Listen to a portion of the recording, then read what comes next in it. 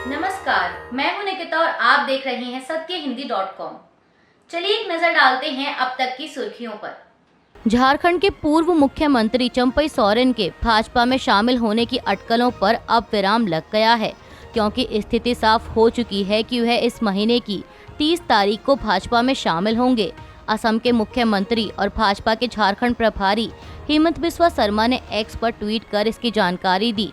उन्होंने लिखा कि झारखंड के पूर्व मुख्यमंत्री और हमारे देश के प्रतिष्ठित आदिवासी नेता चंपई सोरेन ने थोड़ी देर पहले केंद्रीय गृह मंत्री अमित शाह से मुलाकात की। वह 30 अगस्त को रांची में आधिकारिक तौर पर बीजेपी में शामिल होंगे। जम्मू कश्मीर में होने वाले आगामी विधानसभा चुनाव के लिए कांग्रेस और नेशनल कॉन्फ्रेंस गठबंधन के बीच सीट बंटवारे पर सहमति बन गई है। जम्मू कश्मीर कांग्रेस के अध्यक्ष तारिक हमीद कर्रा ने बताया कि 90 सीटों में से 51 सीटों पर नेशनल कॉन्फ्रेंस और 32 सीटों पर कांग्रेस चुनाव लड़ेगी। इसके अलावा 5 सीटों पर दोनों पार्टियां चुनाव लड़ेंगी और एक सीट पैंथर्स पार्टी और एक सीपीआईएम के लिए छोड़ी गई है। सीट बंटवारे पर सहमति बनने पर एनसी अध्यक्ष फारूक अब्दुल्ला ने कहा कि यह बहुत खुशी की बात है कि हम दोनों उन ताकतों के खिलाफ लड़ रहे हैं जो यहाँ लोगों को बांटने की कोशिश कर रहे हैं। इंडिया गठबंधन इसलिए बनाया गया था ताकि हम उन ताकतों से लड़ सकें जो सांप्रदायिक विभाजन पैदा करना चाहते हैं। आज यह खुशी की बात है कि हमने चर्चा पूरी कर ली है और समन्वय के साथ नेशनल कॉन्फ्रेंस और कांग्रेस एक साथ चुनाव लड़ेंगे। सीट शेयरिंग पर सहमति बनने पर एनसी नेता उमर अब्दुल्ला ने कहा कि हमने सारा कुछ आपके सामने रखा है। कांग्रेस पीसीसी अध्यक्ष ने आपको आंकड़े दिए हैं कि कितनी सीटों पर हम और कितनी सीटों पर कांग्रेस लड़ेगी। उमर अब्दुल्ला ने कहा कि 3 सीटें ऐसी थीं जो हमारे लिए छोड़ना मुश्किल था और 2 सीटें ऐसी थीं जिन्हें छोड़ना कांग्रेस के लिए मुश्किल था। इसलिए हमने तय किया कि इन सीटों पर दोनों पार्टियां अपने उम्मीदवार खड़े करेंगी। उन्होंने आगे कहा कि मैं स्पष्ट रूप से कहना चाहता हूं कि कांग्रेस पार्टी ने कभी भी हमारे घोषणा पत्र पर कोई आपत्ति नहीं जताई। स्थानीय स्तर पर हमारी चर्चा की शुरुआती चरण में उन्होंने पूछा था कि क्या हम किसी तरह के साझा न्यूनतम कार्यक्रम पर विचार करेंगे और हमने उनसे कहा था कि साझा न्यूनतम कार्यक्रम हमेशा चुनाव जीतने के बाद आता है और अगर नेशनल कॉन्फ्रेंस और कांग्रेस को लोगों का समर्थन मिलता है तो हम अगले 5 सालों के शासन के लिए एक साझा न्यूनतम कार्यक्रम बनाएंगे। हमने कांग्रेस के साथ अपने घोषणा पत्र पर चर्चा नहीं की, ना ही हमने कांग्रेस से पूछा कि वे अपने घोषणा पत्र में क्या शामिल करने जा रहे हैं। जम्मू कश्मीर विधानसभा चुनाव के लिए नेशनल कॉन्फ्रेंस ने अपने 18 उम्मीदवारों की पहली लिस्ट जारी कर दी है। इस लिस्ट में पार्टी ने सेवानिवृत्त न्यायमूर्ति हुसैन मसूदी को पंपौर से, मोहम्मद खलील पंत पुलवामा से, अब्दुल मजीद लारमी अनंतनाग पश्चिम से, खालिद नजीब सोहरवर्दी को डोडा से चुनावी मैदान में उतारा है। इसके अलावा बनिहाल से सजद शाहीन, शोपियां से शेख मोहम्मद रफ़ी, राजपोरा से मोहिउद्दीन मीर को टिकट दिया गया है।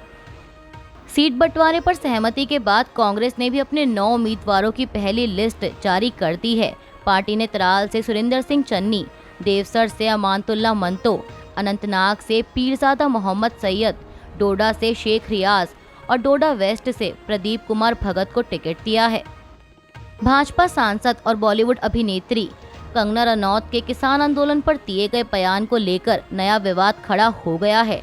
जहां पार्टी ने उनके बयान से किनारा कर लिया तो वहीं विपक्ष लगातार भाजपा को घेर रहा है।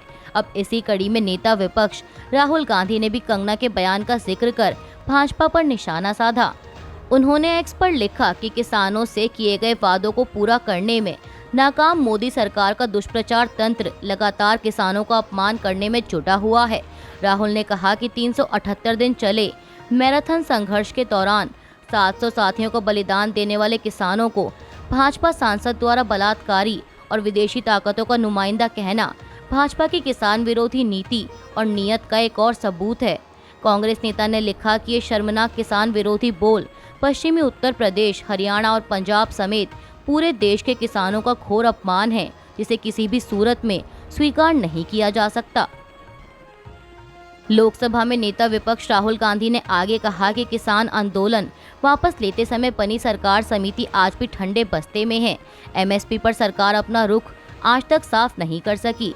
शहीद किसानों के परिवारों को किसी तरह की राहत नहीं दी गई और ऊपर से लगातार उनका चरित्र हनन जारी है। अन्नदाताओं का निरादर और उनके मान सम्मान पर हमला करने से किसानों से किया गया मोदी सरकार का धोखा छुप नहीं सकता।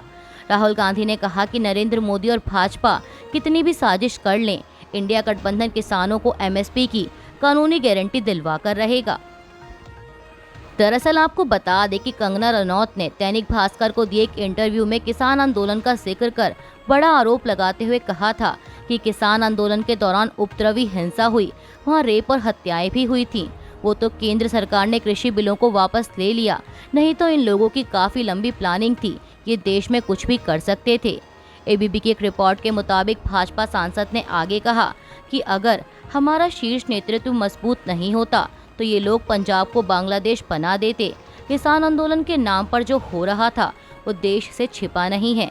आंदोलन के दौरान लोगों को मारकर लाशों को लटकाया जा रहा था। जैसे ही सरकार ने कृषि बिल को वापस लिया तो ये सारे उपद्रवी चौंक गए।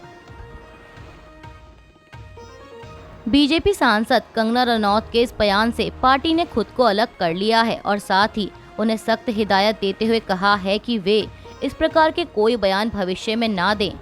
भाजपा की केंद्रीय मीडिया विभाग की ओर से जारी प्रेस रिलीज में कहा गया कि भाजपा सांसद कंगना रनौत द्वारा किसान आंदोलन के परिप्रेक्ष्य में दिया गया बयान पार्टी का मत नहीं है।